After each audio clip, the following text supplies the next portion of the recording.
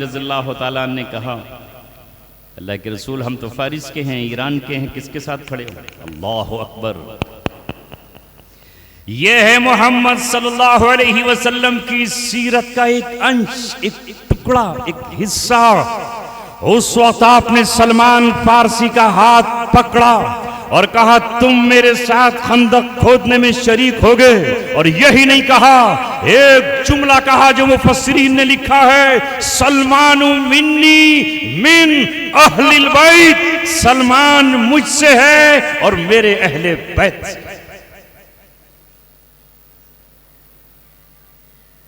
اب یہاں اپنے آپ کو ذرا تلاش کرو، ہمارے نزدیک جو یہ بت ہیں، گرچہ بت ہیں جماعت کے آستینوں میں، مجھے ہے حکم اذان لا الہ الا اللہ۔ یہ جو ابھی ہمارے طارق جمیل صاحب نے آپ سے نعرہ لگوایا تھا، لا الہ الا اللہ، آپ سمجھتے ہو محض یہ ہے کہ بتوں کو پرستش نہیں کرنی ہے، اور بت وہی ہے جو لکڑی کا ہو، یا بت وہی ہے جو پتھر کا ہو، یا بت وہی ہے جو چونے کا ہو، یا بت وہی ہے جو کسی چیز کا بنایا گیا ہو۔ نہیں، اس کا مطلب ہے لا الہ، کوئی معبود نہیں سوائے اللہ کے، جماعتوں کے بت، گروہوں کے بت، خاندانی بت، مالداری کا بت، سرمایہ داری کا بت، یہ توڑ دینا ہے۔ اللہ کے رسول صلی اللہ علیہ وسلم نے ہمیں یہ سکھایا کہ سلمان فارس کے ہیں، مگر علی مرتضیٰ کی طرح، حسین اور حسن کی طرح میرے اہل بیت میں ہیں۔ ہمارے دماغ سے تو آج تک قومیت نہیں نکلی نا، تو ہے پھر مسلمان۔ آج بھی نکاح بیٹی کا ڈھونڈنے کے لیے چلو تو سچائیاں کہہ رہا ہوں وقت کی، صاحب رشتہ کریں گے کہاں؟ سیفی سیفیوں میں کرے گا، اور عثمانی عثمانیوں میں کرے گا، ملک ملک میں کرے گا، جاٹ جاٹ میں کرے گا، راؤ راؤ میں کرے گا، تیاگی تگوں میں کرے گا۔ یہ کیا ہے؟ من قال لا الہ الا اللہ دخل الجنہ، جس نے لا الہ الا اللہ کہا، وہ افریقہ کا سیاہ فام حبشی غلام ہی کیوں نہ ہو، اور چاہے وہ قریش کا سردار اور بنو ہاشم کا شہزادہ ہی کیوں نہ ہو، وہ عرب کا فصیح اللسان کوئی شاعر ہی کیوں نہ ہو، یا وہ ہندوستان کا کوئی گلی کوچے میں گزرا ہوا کوئی شخص ہی کیوں نہ ہو، قرآن کی نظر میں، نبی کی سیرت کی نظر میں، صحابہ کرام کی نظر میں، اللہ کی نظر میں مسلمان ہے، اس سے رشتہ کیا جا سکتا ہے، اس سے بیٹی دی جا سکتی ہے، اور اس کی بیٹی لی جا سکتی ہے نا۔ ہائے ہائے ہائے! اصلاح معاشرہ سیرت کی روشنی میں کر سکیں گے؟ نہیں ہے جرات، نہیں ہے ہمت۔ اصلاح ہو اے میرے عزیزو، اب میں آپ کو کہاں کہاں تک لے کر جاؤں۔ نبی پاک صلی اللہ علیہ وسلم نے جب آپ کی جس دن ولادت ہوئی ہے، تم پڑھتے ہو، سنتے ہو، مولانا انیس صاحب سناتے ہیں دہلی کی ویلکم کی عیدگاہ میں بہت زمانے سے، کہ جس دن محمد صلی اللہ علیہ وسلم کی ولادت ہوئی، اس دن کسرا کے محل کے 14 کنگورے ٹوٹ گئے، اور اس دن ایران کے آتش کدے میں جلنے والی آگ جو ہزاروں سال سے روشن تھی، وہ آٹومیٹک بجھ گئی، دریائے ساوا خشک ہو گیا، اور کسرا کے محل کے کنگورے گرے اور اس میں دراڑ پڑ گئی۔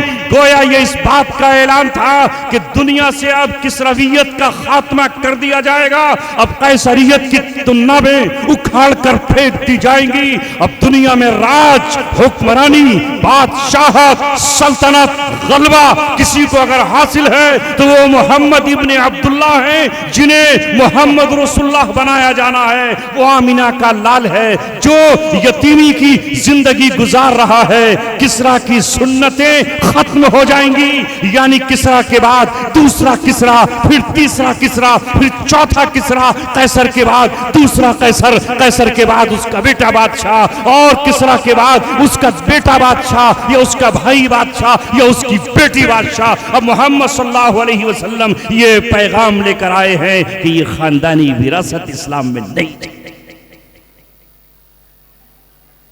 کر دیا ختم کیا نا. اسی لیے اللہ کے رسول کو اللہ تبارک و تعالیٰ نے جو بیٹے دیے وہ بچپن ہی میں اٹھا لیے. بیٹیاں رہ گئیں اور آپ صلی اللہ علیہ وسلم پر جو قرآن آیا وہ قرآن کیا ہے؟ ان اللہ یأمرکم ان تؤدوا الامانات الی اہلہا. آؤ سیرت کی روشنی میں اصلاح کرو اپنی مسجدوں کی، اپنے مدرسوں کی، اپنی تعلیم گاہوں کی، اپنے اداروں کی اور اپنے پورے سسٹم کی، اپنی حکمرانی کی. اللہ تعالیٰ تمہیں حکم دیتا ہے امانتیں ان کے سپرد کرو جو اس امانت کے اہل ہیں. وہاں تھا کہ کسرا کا بیٹا ہی بادشاہ ہوگا، قیصر کا بیٹا ہی بادشاہ ہوگا، مگر محمد صلی اللہ علیہ وسلم نے امانت اس کے سپرد کی جو اس امانت کا اہل تھا. یہاں تک کہ رسول پاک صلی اللہ علیہ وسلم نے مسجد نبوی کا مؤذن حضرت عمر کو نہیں بنایا، اپنے داماد حضرت علی کو نہیں بنایا، دوسرے داماد حضرت عثمان کو نہیں بنایا، اپنے چچا حضرت عباس کو نہیں بنایا، چچا زاد بھائی عبداللہ بن عباس کو نہیں بنایا، عمر کے بیٹے عبداللہ بن عمر کو نہیں بنایا. بتاؤ مجھے مسوری میں بیٹھنے والوں، بلال مسجد میں بیٹھنے والوں، مسجد نبی کا مؤذن کون تھا؟ حضرت بلال. کہاں کے تھے؟ حبشے کے. چہرہ کیسا تھا؟ سیاہ، ہونٹ موٹے، زبان بھی اشہدو نہیں کہہ پاتی تھی، اسدو کہتے تھے. اسدو اللہ الہ الا اللہ. یہ ہے محمد صلی اللہ علیہ وسلم کی زندگی اور آپ کی سیرت اور آپ کا کارنامہ کہ آپ نے غلاموں کو اس مقام تک پہنچایا جہاں آسمان ان پہ ناز کرتا رہے گا، زمین ان پہ فخر کرتی رہے گی. حضرت بلال کو غلامی کا صلہ محمد صلی اللہ علیہ وسلم نے یہ دیا کہ شب معراج وہ جنت میں آپ کے ساتھ ساتھ ہے، اس کی کھڑاؤں کی آواز آپ سے آگے چل رہی ہے. غلاموں کو اوپر کرنے والا محمد صلی اللہ علیہ وسلم ہے، ورنہ یہاں وہ بنو ہاشم کے کسی چشم و چراغ کو، قریش کے کسی نوجوان کو کھڑا کر سکتے تھے، مگر ہم اپنی زندگیوں میں جھانک کر دیکھیں ہم اس مقام پر اپنی اولاد کے علاوہ کسی اور کو دیکھنا چاہتے ہیں؟ نہیں. باپ کے بعد بیٹا اور باپ ہی کی زندگی میں بیٹے کے پکڑی بندھوا دو تاکہ دوسرا نہ آ جائے. کیا پیغام دو گے تم قوم کو؟ نماز پڑھانے کے قابل نہیں، منبر پہ تقریر کرنے کے قابل نہیں، ایک حدیث پڑھنے کے قابل نہیں، سوئی ہوئی امت کو جگانے کے قابل نہیں، اس امت کا درد جانتے نہیں. مگر بہت سالوں پہلے شاہ جہاں کی دعوت پر بخارا سے چل کر ہمارے آبا و اجداد آئے تھے، لہٰذا اب داڑھی کٹانے والا بھی دلی کی شاہی جامع مسجد کا امام کہلائے گا. کیا مجال ہے کہ کسی قرآن کے قاری کو رکھ لیا جائے، کسی اور کو رکھ لیا جائے، کوئی اس مسجد میں کھڑے ہو کر اللہ تبارک و تعالیٰ کی صدا لگائے اور پوری قوم کا عالم یہ ہے کہ وہ سامنے کسرا اور قیصر کی طرح سر جھکائے رہے؟ کیوں؟ آواز حق کی آئے کہاں سے؟ صدائیں کہاں سے آئیں؟ جب آپ نے بلایا ہے اصلاح کے لیے تو آج مسجدوں کی امامت کا انتخاب کون کرتا ہے؟ اس کا انٹرویو کون لیتا ہے جس کو امام کو رکھا جاتا ہے؟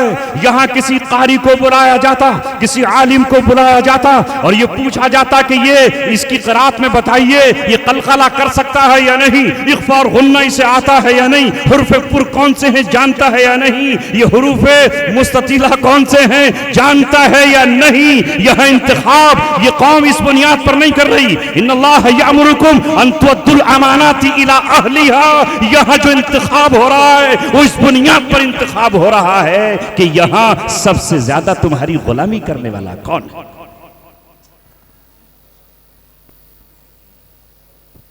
ابھی دہلی کا واقعہ ہے. ویلکم، میں ویلکم میں نہیں رہتا، بہت ہو گیا ویلکم. اب ناٹ ویلکم، ابھی بھی ویلکم لکھ دیتے لوگ. اس ویلکم کی ایک مسجد کا ذکر ہے. امام صاحب کی جگہ دوسرے امام لائے گئے تو متولی صاحب نے فرمایا، ممبر صاحب نے کہا کہ میں دیوبند رابطہ کرتا ہوں، وہاں سے کسی اچھے امام کا انتخاب کریں گے. تو متولی صاحب نے فرمایا ٹھہرو، جانتے نہیں ہو پہلوان ہوں، پہلوان ہوں میں، مسجد میری میرے باپ کی. کتنا ہی کہتے رہو، قرآن میں لکھا ہے وَأَنَّ الْمَسَاجِدَ لِلَّهِ فَلَا تَدْعُوا مَعَ اللَّهِ أَحَدًا. یہ مسجدیں اللہ تبارک و تعالیٰ کی ہیں، ان مسجدوں کا مالک اللہ تبارک و تعالیٰ ہے. ایک مرتبہ کسی نے اپنی زمین اپنی ملکیت سے نکال کر وقف کر دی اور مسجد کو دے دی، تو وہ تحت الثری تک مسجد ہے، عرش معلی تک مسجد ہے. نہ وہ بیچی جا سکتی ہے، نہ خریدی جا سکتی ہے، نہ منتقل کی جا سکتی ہے. وہ مسجد ہے، مگر وہ کہتا ہے یہ میری ایک گھیری ہوئی زمین ہے، اس کا مالک میں ہوں، اور اس بار مجھے اچھا امام نہیں رکھنا، 20,000 کے بجائے 12,000 کا رکھنا ہے. رکھ لیا 12,000.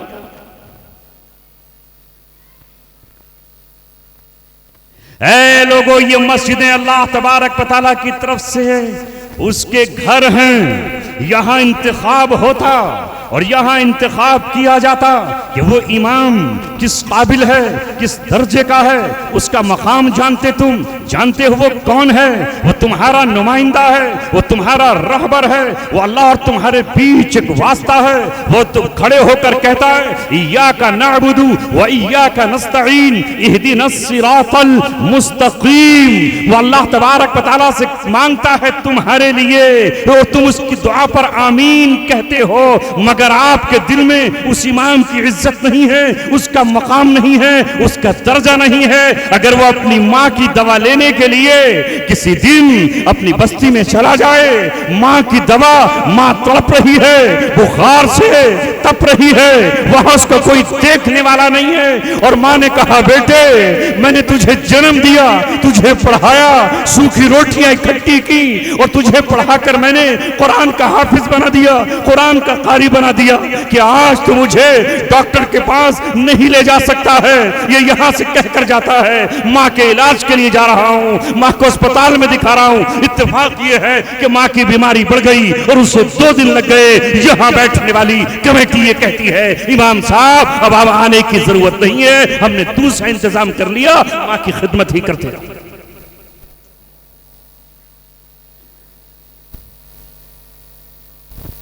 کیا گزرے گی؟ محض زبانی دعووں سے کچھ نہیں ہوگا.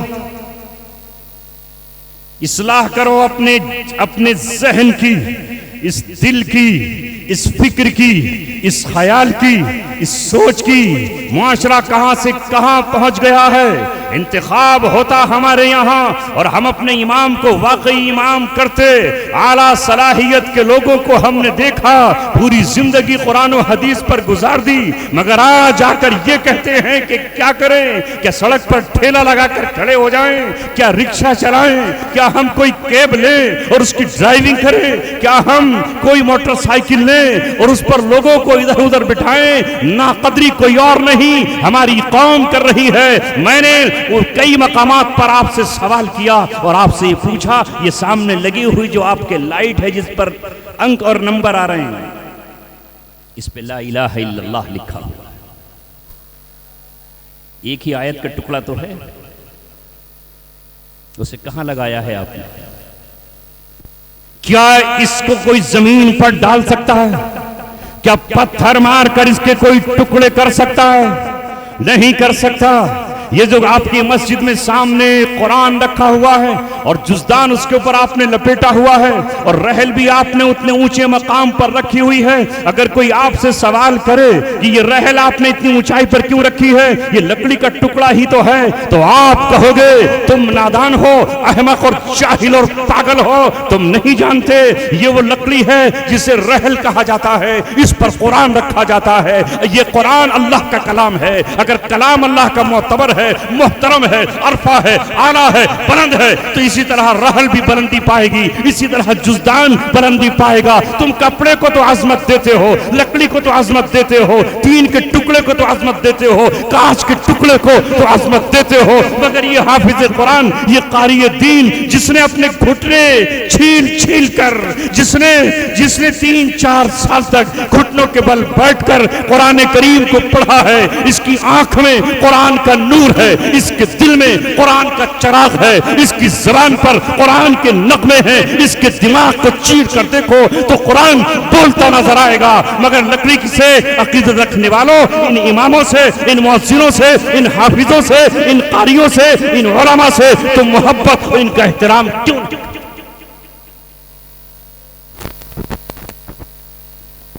صحابہ کرام سے محبت ہے اور آج تک چلی آ رہی ہے۔ کیا تھا صحابہ کے پاس؟ ان کے پاس تو گیہوں کی روٹی بھی نہیں تھی، ان کے پاس تو جو کے ٹکڑے تھے، ان کے پاس تو پھٹے ہوئے کپڑے تھے، ان کے پاس تو سواریاں تک نہیں تھی۔ غزوہ بدر میں بتاؤ کتنی سواریاں تھیں، تبوک میں بتاؤ کتنی سواریاں تھیں، وہاں کیا ہے، مدینہ میں کیا ہے، مجھے بتاؤ تو صحیح۔ آج تو تم کہو گے بہت کچھ ہے، آج تو بالی ووڈ اور ہالی ووڈ کی فلمیں وہاں پر لگی ہوئی ہیں، لیکن بالی ووڈ اور ہالی ووڈ کی وجہ سے مدینہ کا احترام نہیں کیا جاتا۔ آج تو مدینہ کی توہین خود اہل عرب کر رہے ہیں۔ اے اہل عجم، تم محبت کرتے ہو محض محمد صلی اللہ علیہ وسلم سے، جنہوں نے پوری زندگی پیٹ بھر کر کھانا نہیں کھایا، جنہوں نے گیہوں کے ٹکڑے استعمال نہیں کیے، جنہیں گوشت پسند تھا مگر نہیں ملا اور استعمال نہیں کیا، ان کی عزت، ان کی عظمت ہے تو ان کے نائب اور ان کے جانشین اور ان کا قرآن پڑھنے والے اور پڑھانے والے اور اس دور میں دار ارقم کی یاد کو زندہ کرنے والے صفا کے چبوترے کی محبت کو سینے سے لگا کر چبوترے اور گلی کوچوں میں پھرنے والے، انہیں آپ توہین کی نظر سے کیوں دیکھتے ہو؟ انہیں یہ کیوں نہیں جانتے کہ یہ دور حاضر کے بلال اور دور حاضر کے عمار بن یاسر؟ ان کی عزت کرنا شروع کرو، اللہ تبارک و تعالی آپ کو عزت عطا فرمائے گا۔ حالانکہ یہ آپ سے عزت کے بھوکے نہیں ہیں۔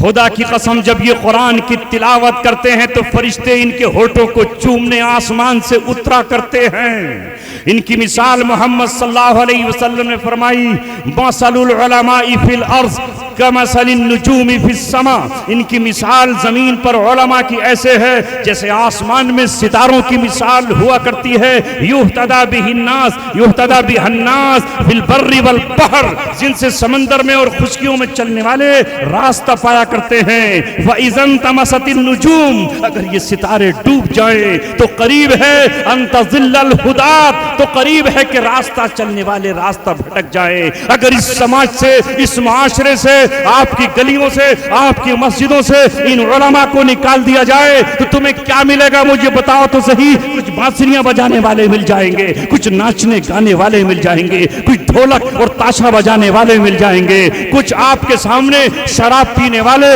اور عصمتیں لوٹنے اور لٹانے والے مل جائیں گے۔ اگر اللہ کی نصرت کو اور اس کی رحمت کو اور اللہ تبارک و تعالیٰ کے پیار کو اور اللہ تبارک و تعالیٰ کی برکتوں کو زمین پر کوئی اتار رہا ہے تو یہی تو ہیں جو ذرا سے وظیفے پر پوری رات گزار دیتے ہیں اور سوچتے ہیں کہ ہم تو حضرت بلال کے جانشین۔ کچھ نہیں چاہیے تم سے، محبت تو دو، عزت تو دو۔ اللہ کے رسول نے فرمایا العلماء ورثۃ الانبیاء، نبی کا وارث نبی کا بیٹا نہیں ہوتا، نبی کا وارث نبی کی نواسی نہیں ہوتی، نبی کا وارث نبی کا چچا زاد بھائی نہیں ہوتا، نبی کے وارث فرمایا گیا العلماء ورثۃ الانبیاء، یہ علماء انبیاء کے وارث ہیں۔ وَإِنَّ الْأَنْبِيَاءَ لَمْ يُوَرِّثُوا دِينَارًا وَلَا دِرْهَمًا، اور نبی درہم و دینار چھوڑ کر نہیں جاتے، بل انما ورثوا العلم، بلکہ وہ علم چھوڑ کر جاتے ہیں۔ فَمَنْ أَخَذَهُ أَخَذَ بِحَظٍّ وَافِرٍ، ان کا علم ہم تک جو پہنچا ہے وہ ان علماء کرام کی وجہ سے پہنچا ہے. مگر اے قوم ذرا تو مجھے بتا تو صحیح, نکاح کے موقع پر تو اس قاضی کو جو تیری مسجد کا امام ہے کتنا ذلیل و خوار کرتا ہے, یہ رجسٹر لے کر کے تیرے سامنے گھومتا رہتا ہے, ہاں بیٹھ جاؤ ابھی کھانا چل رہا ہے, جائیے ابھی جو ہے حالات نہیں ہے, ابھی ذرا بارات نہیں آئی ہے, ابھی دولہا وہاں پر بیٹھا ہے, ابھی سلامی نہیں ہوئی ہے, ابھی نکاح نہیں ہوگا, اور نکاح ہو جانے کے بعد پھر کس طرح نظریں پھیرتا ہے. بھنڈیلوں پر لٹانے کے لیے پیسہ ہے, ڈھولک کی تھاپ بجانے والے کے لیے پیسہ ہے, جھومتا ہوا ہجڑا آ جائے, زنخ آ جائے, گناہگار آ جائے, فاسق و فاجر آ جائے, اس کے لیے پیسہ ہے, یہاں لٹانے کے لیے پیسہ ہے. اگر یہ امام آپ کے سامنے ہاتھ پھیلاتا ہے تو آپ کہتے ہو کہ نہیں, کیا ہے پھر؟ کون ہو آپ؟ ذرا اپنا کبھی جائزہ تو لو. قرآن کو آئینہ رکھ کر پوچھو تو صحیح. عبداللہ بن ابی نے اپنے لوگوں سے کہا تھا لا تنفقوا علی من عند رسول اللہ, جو رسول اللہ کے نزدیک رہتے ہیں ان پہ مال خرچ مت کرو. حتی ینفذوا, یہاں تک کہ جب مال خرچ نہیں ہوگا تو یہ بھاگ جائیں گے. آج بھی تو یہی ہوتا ہے. اچھا ان کی تنخواہ بڑھائی جائے, ان کو مت دو ورنہ ان کا دماغ خراب ہو جائے گا, ان کا یہ ہو جائے گا, انہیں اچھے کھانے مت دو, یہ پاگل ہو جائیں گے. یہ حالات بنتے ہیں. اللہ تبارک و تعالیٰ نے کہا یہ منافق غلط سمجھ رہے ہیں وَلِلَّهِ خَزَائِنُ السَّمَاوَاتِ وَالْأَرْضِ, زمین و آسمان کے خزانے اللہ تبارک و تعالیٰ کے پاس ہیں. وَلَكِنَّ الْمُنَافِقِينَ, لیکن منافقین جانتے نہیں, سمجھ نہیں رکھتے, عقل. میرے عزیزوں اور ساتھیوں, اے نوجوانوں, بدلیں گے اپنے آپ کو یا وہی ڈگر رہے گی؟ آج پورے معاشرے کو دیکھ لو, جو مسجد, مکتب اور مدرسے میں بچے پڑھتے ہیں, کبھی ان کی زبانوں سے گالیاں سنی؟ نہیں. ان کے علاوہ جو پوری قوم ہے اس کا عالم یہ ہے کہ اس نے اسلام کو بدنام کر کے رکھ دیا ہے. گالی پر گالیاں, بیوی کو گالی, بھائیوں کو گالیاں, پڑوسیوں کو گالی, بھینس, بکری اور بھیڑ اور مرغی اور بکروں کو گالیاں.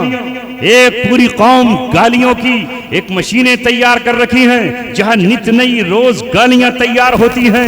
اگر اخلاق کہیں پر سکھائے جا رہے ہیں, ہم آپ سے بھی کہتے ہیں اور برادران وطن سے بھی کہتے ہیں, ہم حکومت سے بھی کہتے ہیں اور ان کے نمائندوں سے بھی کہتے ہیں, یہ جو مدرسے ہیں یہ اخلاق کی فیکٹریاں ہیں, یہ نیتکتا کا سبق پڑھانے والی یونیورسٹیاں ہیں جہاں ہم ایک بچے کو باپ کا ادب سکھاتے ہیں, ماں کا ادب سکھاتے ہیں, استاد کا ادب سکھاتے ہیں, اپنے ملک کی ذرے ذرے سے محبت سکھاتے ہیں. ہم یہاں یہ بتاتے ہیں کہ تمہیں کتنی ہی حالت کیسی ہو جائے کسی کا گلا نہیں کاٹنا ہے, تمہیں کسی کی پاکٹ پر ہاتھ نہیں مارنا ہے, تمہیں چوری نہیں کرنی ہے, تمہیں شراب نہیں پینی ہے, تمہیں زنا کے اڈوں پر نہیں جانا ہے, بھوک سے تڑپتے ہو تو تڑپ جانا. تمہارے نبی نے اپنا پیٹ پتے چبا کے بھر لیا ہے, کپڑے نہ ملے عمدہ تو تم پیون لگا کے پہن لینا. عمر ابن خطاب نے 17 پیون لگا کر اپنے جسم کو چھپا لیا ہے. اگر مسجد پکی نہ بن سکے تو کچی مسجد میں نماز پڑھ لینا چپر کی. تمہارے نبی نے 10 سالہ مدینہ منورہ میں کچی مسجد میں نماز پڑھی ہے. مگر کسی کی جیب پر نظر مت رکھنا, کسی کی روٹی کا ٹکڑا اس کی اجازت کے بغیر مت لینا, کسی کا ایک سکہ اس کی مرضی کے بغیر مت لینا. ایک ایسی نسل ہم تیار کرتے ہیں, یہ ہمارے وہ انسٹیٹیوٹ ہے جہاں ہم قرآن ان کو پڑھاتے ہیں. آج یہاں طے کرو, ہماری قوم نے سمجھ لیا ہے کہ یہاں چند مقرروں کو بلا کر ہم نے اصلاح کر ڈالی اور بہت اچھا پروگرام ہو گیا. اس پروگرام کی کامیابی ہمارے نزدیک صرف یہ کہ ماشاءاللہ سبحان اللہ مسجد بھر گئی. واہ کیا مولانا انیس نے تقریر کی اور کیا مفتی طارق جمیل صاحب نے نعت پڑھی. محمد صلی اللہ علیہ وسلم جو انقلاب لے کر آئے وہ انقلاب ان چیزوں کا نہیں تھا. خدا کی قسم شعر و شاعری اس وقت اپنے عروج پر تھی اور عالم یہ تھا کہ عرب کا بچہ شاعر تھا, ان کی بچیاں شاعرانہ کلام کرتی تھیں وہ ایسا کلام کرتے تھے کہ خانہ کعبہ میں لا کر کے لٹکا دیا کرتے تھے.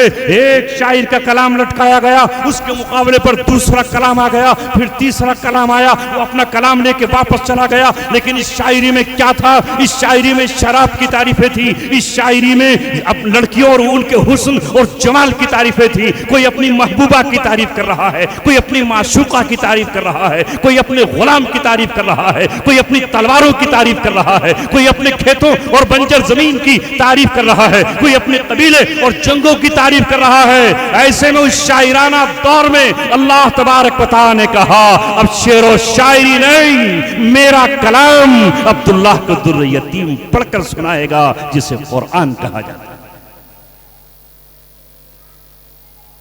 پڑھا گیا. جو سمجھدار شاعر تھے انہوں نے اپنے قلم توڑ دیے, دیوان پھاڑ دیے. لبید وہ شاعر ہے عرب کا جس کی شاعری پر عرب کے تمام شعراء نے خانہ کعبہ میں اس کے قدموں میں سجدہ کیا تھا. واہ شاعر, تیرے شعر کو داد دیتے ہیں, تجھ جیسا کسی ماں نے نہیں جنا. مگر جب قرآن آیا اور اس نے قرآن کی معنویت پر, قرآن کے سازوں میں ساز پر, قرآن کے درد و گداز پر, قرآن کی پکار پر غور کیا تو اس نے قلم توڑ کر اپنے لوگوں سے یہ کہا اب بعد القرآن, کیا قرآن کے بعد بھی اب شعر و شاعری کی جائے گی؟ نہیں. مگر اب ذرا آپ اپنی قوم کو دیکھ لیجئے, دیکھ لیجئے. وہ شاعر جو شراب پی کر آئے, نشے میں دھت ہو کر آئے, وہ سب سے کمال کا شاعر کہلائے گا. واہ کیا بات ہے راحت اندوری کی, کیا بات ہے منظر بھوپالی, آہا کیا بات ہے ہنا تیموری کی. ذرا مشاعرہ ہو جائے پوری رات. واہ واہ داد تحسین دے رہے ہیں. کیوں؟ اس لیے کہ امروہہ سے ایک زلف بکھیرے, رخسار سے چمک بکھرائے ہوئے, لپسٹک لگائے ہوئے اور لائٹ کی چکا چوند میں ایک شاعرہ کچھ عشقیہ گفتگو اور کلام کر رہی ہے, اور یہ قوم جھوم رہی ہے. بلانے والے کون؟ مسلمان. مشاعرہ سجانے والے کون؟ یہ مسلمان. اے عزیزو ساتھیو, اس قوم کا عالم کیا ہوگا؟ تمہارا تم سے بادشاہت یوں ہی نہیں گئی, تم سے حکمرانی یوں ہی نہیں گئی. اللہ تعالیٰ نے تمہیں حکمرانی دی تھی, تمہیں بادشاہت دی تھی, تمہیں اللہ تبارک و تعالیٰ نے تخت دیا تھا, تاج دیا تھا. اللہ تبارک و تعالیٰ نے عزتیں دی تھی, زمین کو مسخر کر دیا تھا, اور پہاڑوں کو تمہارے کنٹرول میں دے دیا تھا, اور سمندر تمہاری اتباع کیا کرتے تھے. مگر تمہارے بادشاہوں نے کیا کیا؟ دیوان عام اور دیوان خاص میں شاعروں کو بلا کر کے جاہلیت کا دور شروع کر دیا. کیا کہ نہیں؟ یہ کیا ہوتا تھا لال قلعے میں؟ یہ غالب صاحب کون تھے؟ پڑھا کبھی غالب کو؟ کیا یہ شاعر سننے اور پڑھنے کے قابل ہیں جو کہتے ہیں زاہد شراب پینے دے مسجد میں بیٹھ کر, یا وہ جگہ بتا جہاں پر خدا نہ ہو؟ غالب نے کہا ایسی جنت کا کیا کرے کوئی جس میں لاکھوں برس کی حوریں ہوں. مذاق اڑا رہا ہے جو جنتوں کا. اور مغل دربار میں شاہی شاعر بنے ہوئے ہیں, روٹی کی فکر نہیں ہے, جو وظیفہ ملتا ہے اس سے شراب خرید کر لاتے ہیں. بیوی کہتی ہے کہ شراب کیوں لے آئے, گھر میں تو روٹی نہیں ہے, یہ لے آتے. تو جواب دے رہا ہے وَمَا مِن دَابَّةٍ فِي الْأَرْضِ إِلَّا عَلَى اللَّهِ رِزْقُهَا. روزی کا وعدہ تو اللہ نے کر لیا ہے, شراب کا وعدہ نہیں کیا, اس لیے شراب لے آیا. وہ شاعر آج آپ کی کتابوں میں ہے, آپ کے غزلوں میں ہے, آپ کے نوک زبان پر ہے, نوک قلم پر ہے. یہ عالم ہے اس قوم کا. پھر اللہ تبارک و تعالی نے 7 سمندر پار سے ان کو بھیجا جنہیں انگریز کہا جاتا ہے, اور تقریباً 200 سال تک یہ قوم اس سے نبرد آزما رہی. اللہ تبارک و تعالی جب کسی قوم کو بدلنے کا فیصلہ کر لیتا ہے, اس کو تباہ کرنے کا فیصلہ کرتا ہے, اس کے گلے میں ذلت کا طوق ڈالنے کا فیصلہ کرتا ہے, تو پھر کوئی اسے نہیں روک سکتا. وہ دن ہے اور آج کا دن ہے. روتے رہو, سسکیاں لیتے رہو اور آہیں بھرتے رہو. ابھی کبھی لوٹ کے دور نہیں آئے گا. وقت جب ہی بدلے گا جب میں اور آپ محمد صلی اللہ علیہ وسلم کے نقش قدم پر چل کر دکھائیں. بس نوجوانوں، کہتا رہوں تو میں ہی تھکوں گا، آپ تو تھکو گے نہیں. اور اس کے بعد بھی یہ ہوگا کہ کرنا تو وہی ہے. آج سے اپنے اندر تبدیلی لے کر آؤ.